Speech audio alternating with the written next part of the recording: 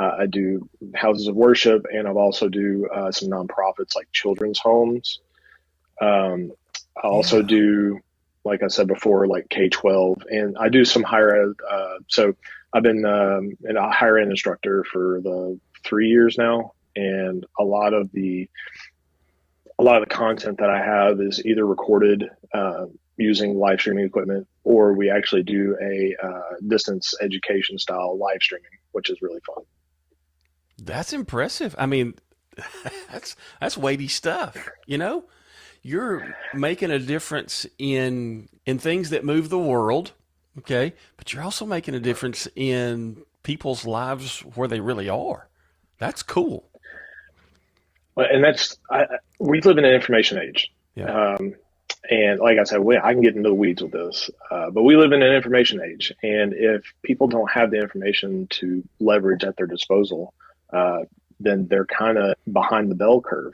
We have the opportunity and the methods with the hardware that we have to get the information in their hands for people to make and I'm going to put a broad statement behind this, but for people to make an educated decision. Hmm. There's no reason for us not to put it out there, in Hmm. my mind. Yeah. So all that goes on in that dome of yours, which is beautiful and impressive, I just have to say, you know, you have all of I this appreciate huge amount of knowledge. Yet I see you constantly on the Mevo customer group on Facebook, and you're always answering questions. And I think this guy's brilliant, and I know how busy he is. Yet he takes the time to answer people's questions, and I admire that so much about just who you are.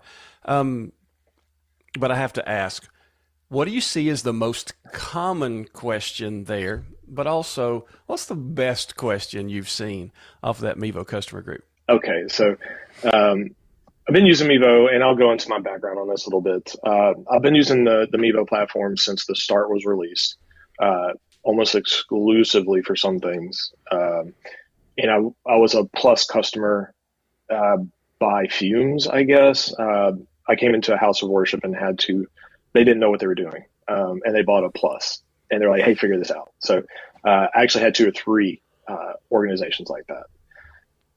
So I've had my hands on it. I know about the older stuff, right? The most common question is usually from, and I don't have data analytics or anything like that, but Sure. I think the thing that I'm constantly pinging on is why does the Mevo disconnect? Yes. And there's a plethora of reasons. And just like any discovery call, right? I ask a few questions. How are you connecting? Because Hmm. a lot of customers they present a problem, but they don't present the holistic problem. The most interesting issue that I've seen, it was about a year ago, and I'm trying to remember the exact pieces to it. But they were using the Mevo platform. I believe it was via NDI and using Streamlabs, Mm. and they were getting Streamlabs desktop. They were using that, and they were getting some kind of pixelation or something. This was before NDI HX. You Okay. could only run the full fledged NDI. It actually ended up being a protocol on their network that was traffic shaping their packets on their network to the degree of like the top half of their packets were malformed, pushing the image to their device, and it was showing up as pixelized. So that was really Just the deep in the idea weeds. that you knew to look there, that was the thing, just blows my mind, dude.